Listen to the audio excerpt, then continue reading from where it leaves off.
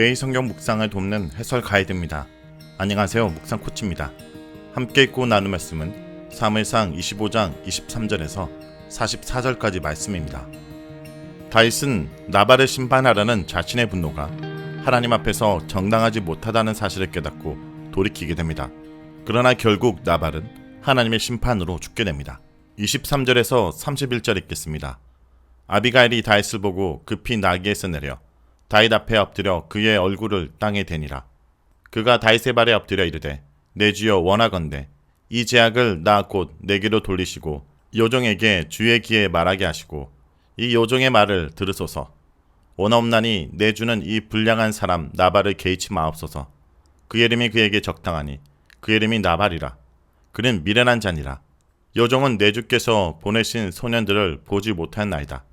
내 주여 여호와께서 살아계심을 두고 맹세하노니 내 주도 살아계시거니와 내 주의 손으로 피를 흘려 친히 보복하시는 일을 여호와께서 막으셨으니 내 주의 원수들과 내 주를 해하려 하는 자들은 나발과 같이 되기를 원하나이다. 요종이 내 주께 가져온 이 예물을 내 주를 따르는 이 소년들에게 주게 하시고 주의 요종의 허물을 용서하여 주옵소서. 여호와께서 반드시 내 주를 위하여 든든한 집을 세우시리니 이는 내 주께서 여호와의 싸움을 싸우시며 내 주의 일생에 내 주께서 악한 일을 찾을 수 없음이니이다. 사람이 일어나서 내 주를 쫓아 내 주의 생명을 찾을지라도 내 주의 생명은 내 주의 하나님 여호와와 함께 생명사계 속에 쌓였을 것이요 내 주의 원수들의 생명은 물매로 던지듯 여호와께서 그것을 던지시리리다.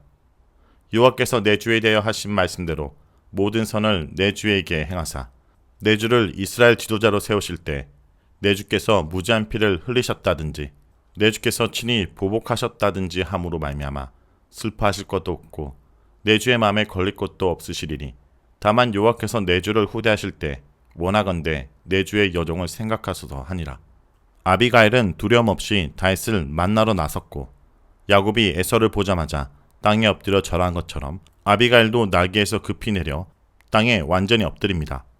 이 모습은 완전한 순종과 헌신의 의미로 주로 신하가 왕을 만났을 때 혹은 인간이 하나님의 사자를 만났을 때 보여주는 인사법입니다.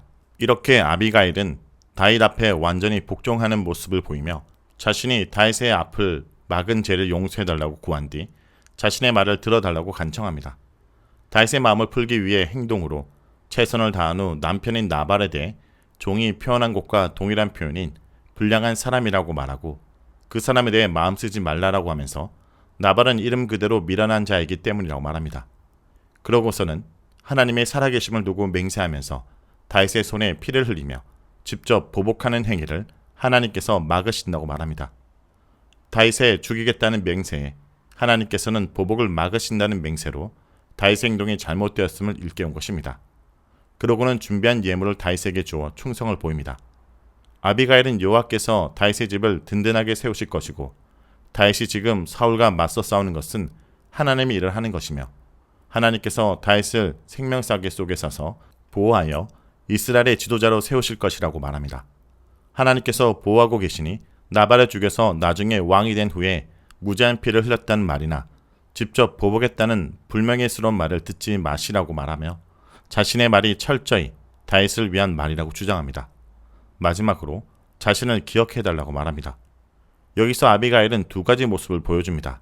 첫째, 지혜자로서 어리석은 행동을 하려는 다윗에게 하나님의 말씀을 깨닫게 해주고 있습니다.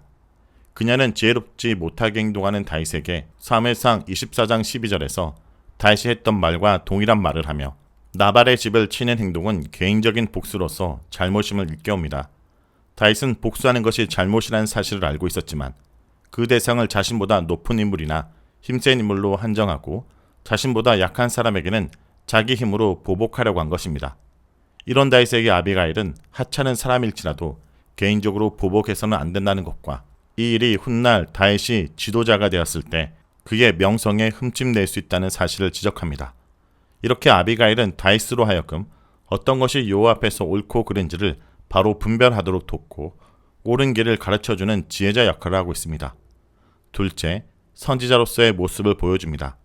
그녀는 후에 사무엘하 7장에서 나단 선지자가 다윗에게 주었던 하나님의 약속과 거의 동일한 내용을 말하고 있습니다. 다윗을 위해 집을 세우시겠다라는 말씀을 나단 선지자보다 먼저 하고 있습니다. 그리고 하나님께서 다윗과 함께 싸우시겠다는 약속을 하는데 이것은 후에 나단 선지자의 입을 통해 이 말씀이 성취되었음을 알려줍니다. 그녀는 하나님께서 다윗을 이스라엘 왕으로서 세우실 것을 확신하고 있습니다. 다음은 32절에서 38절까지 말씀입니다. 다윗이 아비가일에게 이르되 오늘 너를 보내어 나를 영접하게 하신 이스라엘의 하나님 여호와를 찬송할지로다. 또 내 죄를 칭찬할지며 또 내게 복이 있을지로다. 오늘 내가 피를 흘릴 것과 친히 복수하는 것을 내가 막았느니라. 나를 막아 너를 해하지 않게 하신 이스라엘의 하나님 여호와의 살아계심을 두고 맹세하노니 내가 급히 와서 나를 영접하지 아니하였더면 받는 아침에는 가연 나발에게 한 사람도 남겨두지 아니하였으리라 하니라. 다윗이 그가 가져온 것을 그의 손에서 받고 그에게 이르되 내 집으로 평안히 올라가라. 내가 내 말을 듣고 내 청을 허락하노라. 아비가일이 나발에게로 돌아오니 그가 왕의 잔치와 같은 잔치를 그의 집에 배설하고 크게 취하여 마음에 기뻐하므로 아비가일이 밝는 아침까지는 아무 말도 하지 아니하다가 아침에 나발이 포도주에서 깬 후에 그의 아내가 그에게 이 일을 말하매 그가 낙담하여 몸이 돌과 같이 되었더니 한 열흘 후에 여호와께서 나발을 치심해 그가 죽으니라. 다윗은 아비가일의 말을 들으면서 아비가일을 만나게 해주신 여호와께 감사합니다. 여호와께서 자신이 피를 흘리는 것과 직접 복수하는 것을 막기 위해 아비가일을 만나게 해주셨다는 사실을 깨달았기 때문입니다. 그러면서 다윗은 아비가일의 바른 판단력을 칭찬합니다. 아비가일이 와서 이렇게 옳고 그름을 분명하게 말해주지 않았다면 그는 나발의 집의 모든 남자를 다 죽였을 것입니다. 여기서 다윗은 아비가일을 보내 자신이 살인죄와 복수하는 죄를 저지르지 않게 막으신 분은 여호와라는 것을 깨닫게 됩니다. 자신이 이성을 잃고 복수하겠다고 나서자 하나님께서 아비가일을 보내 자신을 일깨우셨다고 생각한 것입니다. 따라서 다윗은 32절과 34절에서 반복적으로 이스라엘 하나님 여호와의 이름을 부릅니다. 다윗은 아비가일이 가져온 음식들을 받고 아비가일을 무사히 돌려보냅니다. 이 부분이 다윗의 위대함을 더욱 잘 보여줍니다. 그는 일개 연의 말 속에 하나님의 음성을 들을 수 있었습니다. 자신을 막아선 여자를 무시하고 그냥 지나치는 것이 일반적인 남자들이지만 다윗은 그런 여자의 말에 귀를 기울이고 그 말 속에서 하나님의 주엄한 말씀을 들을 수 있었습니다. 자신의 허물을 알려준 아비가일을 축복하며 그 말을 받아들이고 돌아섭니다. 아비가일은 다윗이 쳐들어온 상황 속에서 재빨리 음식을 준비하고 직접 나귀를 타고 산길을 내려가 죽음을 무릅쓰고 다윗을 만나 그를 설득하고 집으로 돌아옵니다. 마치 전사가 전쟁터에서 죽을 힘을 다해 싸우고 간신히 승리하고 돌아오는 모습입니다. 이렇게 한바탕 전쟁을 치르며 돌아온 아비가일이 집에 돌아와서 본 것은 나발이 태평하게 왕의 잔치와 같은 큰 잔치를 열어놓고 술을 잔뜩 마시며 즐거워하는 모습입니다. 본문에서도 이 장면을 강조하기 위해 보라라는 의미의 단어를 사용하여 아비가일이 본 기가 막힌 광경을 우리에게도 보여주고 있습니다. 나발은 미래의 왕이 될 다윗을 알아보지 못하고 그를 모욕하고 박대해 놓고는 자신이 마치 왕인 것처럼 먹고 마시고 즐기고 있었던 것입니다. 그의 간 잔치 음식은 또한 다윗이 요청했던 적은 양의 양식과 대조를 이루며 이렇게 풍부한 양식을 가지고 있으면서도 자신의 것을 조금도 남에게 주기 싫어하는 탐욕스러운 모습이 강조됩니다. 그리고 크게 취하여 마음에 기뻐했다라는 표현은 조금 전까지 자신과 자신의 집에 죽음의 위험이 왔다 간 줄 모르고 있는 어리석은 모습을 보여줍니다. 정말 아비가일의 말처럼 그는 자신의 이름의 뜻만큼이나 어리석은 인물입니다. 그렇기 때문에 아비가일은 아무 말도 나발에게 하지 않습니다. 이미 끝난 일이고 취한 사람에게 말해봐야 무슨 일인지 알아듣지도 못할 것이기 때문입니다. 이렇게 나발은 아내와 종들의 침묵 속에서 아무것도 모른 채 위험한 하루를 지냈습니다. 이것을 보면 나발은 비록 가장이지만 그의 어리석음으로 인해 집안 사람들에게 철저히 배제되는 모습을 볼 수 있습니다. 아비가일은 다음날 아침에 나발이 포도주에 깬 후에 그동안 일어났던 일을 모두 말해줍니다. 이 말을 들은 나발은 심장이 멈추고 몸이 굳을 정도의 심한 충격과 공포에 휩싸였습니다. 전날 왕같은 잔치를 벌려놓고 마음이 좋았던가는 아주 대조적인 상황입니다. 열흘 후에 여호와께서 나발을 치셨습니다. 여기서 치다라는 단어는 재앙을 내리거나 질병을 내릴 때 사용하는 단어로 나발이 심각한 병에 죽었다라는 의미입니다. 여기서 나발은 하나님의 심판을 받는 것인데 그가 단순히 다윗을 모욕했기 때문에 죽은 것이 아닙니다. 다윗은 도망다니는 어려운 상황 속에서도 나발의 양들을 성실하게 지켜줬습니다. 같은 지역에 있었기 때문에 인지상정으로 나발의 양들과 목자들을 지켜준 것입니다. 그런데 다윗이 도망다니는 상황에서 군인들의 먹을 것이 부족하자 부유한 나발에게서 양식을 좀 얻었으면 좋겠다고 생각했습니다. 그동안 자신이 베푼 은혜가 있으니 그 정도는 해줄 수 있을 것이라고 생각한 것입니다. 무리한 요구를 한 것도 아니었습니다. 아비가일이 급히 집에서 챙겨온 것만을 받아가는 것을 보면 많은 양을 바란 것도 아니고 자신들의 궁핍함을 면하게 해줄 정도만 요구했습니다. 이런 것은 25장 5절에서 8절에 나오는 다윗의 말 속에서 잘 나타납니다. 하지만 나발은 다윗의 선한 행동을 완전히 무시하는 탐욕스럽고 이기적이며 무례한 모습을 보여줬습니다. 도망 다니느라 힘들고 어려운 다윗을 불쌍히 여긴 것이 아니라 거지 취급을 한 것입니다. 그는 다윗을 다음 왕으로 인정하지도 않았습니다. 사울도 인정하고 아비갈도 인정하였는데 다윗을 다음 왕으로 인정하지 않고 오히려 도망 나온 노예로 비유하였던 것입니다.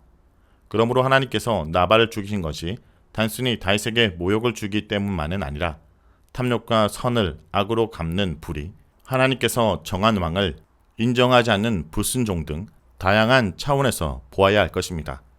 나발의 죽음은 원수 갚는 것이 하나님 손에 있다는 것을 실제로 보여준 사건으로 후에 있을 사울의 죽음을 예고합니다. 사울이 다윗에게 계속해서 악을 행하면 하나님께서 사울도 치실 것이기 때문입니다. 다음은 39절에서 44절까지 말씀입니다. 나발이 죽었다함을 다윗이 듣고 이르되 나발에게 당한 나의 모욕을 갚아주사 종으로 악한 일을 하지 않게 하신 여호와를 찬송할지로다. 여호와께서 나발의 악행을 그의 머리에 돌리셨도다 하니라. 다윗이 아비가일을 자기 아내로 삼으려고 사람을 보내어 그에게 말하게 하매 다윗의 전령들이 갈멜에 가서 아비가일에게 이르러 그에게 말하여 이르되 다윗이 당신을 아내로 삼고자 하여 우리를 당신께 보내더이다 하니 아비가일이 일어나 몸을 굽혀 얼굴을 땅에 대고 이르되 내 주의 여종은 내 주의 전령들의 발 씻길 종이니이다 하고 아비가일이 급히 일어나서 나귀를 타고 그를 뒤따르는 처녀 5과 함께 다윗의 전령들을 따라가서 다윗의 아내가 되니라. 다윗이 또 이스라엘 아히노암을 아내로 맞았더니 그들 2사람이 그의 아내가 되니라. 사울이 그의 딸 다윗의 아내 미가를 갈림에 사는 라이스의 아들 발디에게 주었더라. 다윗은 나발이 죽었다는 소식을 들었을 때 2가지 이유로 여호와를 찬양합니다. 첫째, 나발에게 직접 복수하는 악을 행하지 않게 막아주신 것에 대한 감사입니다. 둘째, 하나님께서 자신이 나발에게 받은 모욕을 대신 갚아주신 것에 대한 감사입니다. 그는 이 사건을 통해 확실하게 원수 갚는 것이 여호와의 손에 있다는 것을 알게 되었습니다. 사무엘상 24장에서 사울에게 말할 때는 단지 지식적으로 말한 것일 수도 있습니다. 아니면 사울을 죽이는 것이 두려워서 한 말일 수도 있습니다. 하지만 이번 일을 통해 자신이 한 말이 진실이라는 것을 알게 된 것입니다. 우리가 신앙생활을 한다라는 것은 지식만을 쌓는 것이 아니라 내가 가진 하나님께 대한 지식이 정말 맞는 것인지 확인하며 살아가는 것입니다. 다윗은 나발의 죽음 소식에 아비가일이 자신을 기억해달라는 한 말을 떠올렸습니다. 그래서 아비가일에게 사람을 보내어 자신의 아내가 될 의향이 있는지 물었고 전령들은 아비가일이 살고 있는 갈멜로 가서 다윗의 말을 전합니다. 아비가일은 이 말을 듣고 처음 다윗을 만났을 때 인사한 것처럼 땅에 엎드려 절하며 다윗에 대한 고마움과 존경심을 표합니다. 이것은 다윗의 아내가 되겠다는 승낙의 행동입니다. 아비가일은 자신을 다윗의 신하들의 여종이라 표현하면서 최대한 낮추고 있습니다. 이것은 다윗을 존중하는 마음을 표현하기 위한 것으로 본문은 이를 통해 아비가일이 아내로서 미덕을 가지고 있다는 것을 말하고 있습니다. 그녀는 서둘러 일어나서 나귀를 타고 5명의 시녀를 데리고 다윗에게 가서 다윗의 아내가 됩니다. 시녀 5명을 데리고 간다는 것은 아비가일이 사회적 지위와 재산을 상당히 가지고 있는 기부인이라는 것을 의미합니다. 이것이 나발에게 유산으로 받은 것인지 혹은 원래 자신의 소유인지 알 수 없지만 그녀가 상당한 재력과 사회적 지위를 가지고 있었다는 것을 알 수 있습니다. 이런 아비가일의 지위와 재산은 다윗이 왕으로서 기반을 잡는데 상당히 유용하였을 것입니다. 그러므로 아비가일과 다윗의 결혼은 정치적인 면에서나 개인적인 행복 면에서 둘 다에게 이로운 결혼이라 할 수 있습니다. 이렇게 아비가일은 행복한 결혼으로 그리고 나발은 죽음으로 결말을 맺게 된 원인은 지혜에 있습니다. 잠언의 교훈처럼 하나님의 뜻을 아는 지혜가 있었던 아비가일은 삶과 행복을 얻었고, 지혜가 없고 어리석었던 나발은 죽음을 맞이하게 된 것입니다. 43절에서 다윗이 다른 아내 이스라엘의 아이노암을 아내로 맞았다는 이야기를 합니다. 이스라엘은 유다 지역에 있는 곳으로 마혼과 십과 갈멜 가까이 위치하고 있습니다. 그녀는 다윗의 장자 암논의 어머니이며 일반적으로 아내들의 이름을 언급할 때 아이노암이 아비가일보다 먼저 언급된 것을 보면 아이노암이 다윗과 먼저 결혼한 것으로 생각됩니다. 아이노암은 아비가일과 모두 유다 지파에 속한 여자들이기 때문에 이들과의 결혼은 후에 다윗이 유다 지역에서 왕이 되는데 절대적으로 도움이 되었을 것입니다. 44절은 다윗의 첫 번째 아내이자 사울의 딸인 미갈에 대한 후기입니다. 사울은 미갈을 갈림 지방에 사는 라이스의 아들 발디에게 주었습니다. 이것은 더 이상 다윗을 자신의 사위로 인정하기 싫다라는 것을 사울은 미갈과 다윗의 의사와는 상관없이 둘을 강제로 이혼시키고 미갈이 다른 사람의 아내가 되게 한 것입니다. 여기서 또다시 사울이 자신의 목적을 위해 자식들을 강압적으로 대하는 무정한 아버지라는 것을 보여줍니다. 이렇게 해서 다윗은 두 아내를 얻고 한 아내를 잃었으며 사울 가문에서 독립하여 가정을 이루고 집안을 만들어 나가기 시작합니다. 자, 여기까지가 사무엘상 25장 23절에서 44절까지 말씀입니다. 오늘 말씀을 통해 우리는 무엇을 묵상하고 적용해야 할까요? 우리의 죄를 막으시려는 하나님의 음성에 귀를 기울여야 합니다. 분노에 사로잡혀 나발의 집을 심판하려던 다윗의 걸음을 하나님은 막으셨습니다. 하나님은 다윗을 사울의 위험으로부터 지키실 뿐 아니라 다윗의 범죄로부터 지키십니다. 하나님은 말씀을 통해 죄를 깨닫게 하고 또한 돌아서게 하시는 분입니다. 성도 여러분, 오늘 우리의 삶 속에서도 죄로부터 돌이켜 주의 말씀에 순종케 하시는 하나님의 은혜를 찬양하기 원합니다.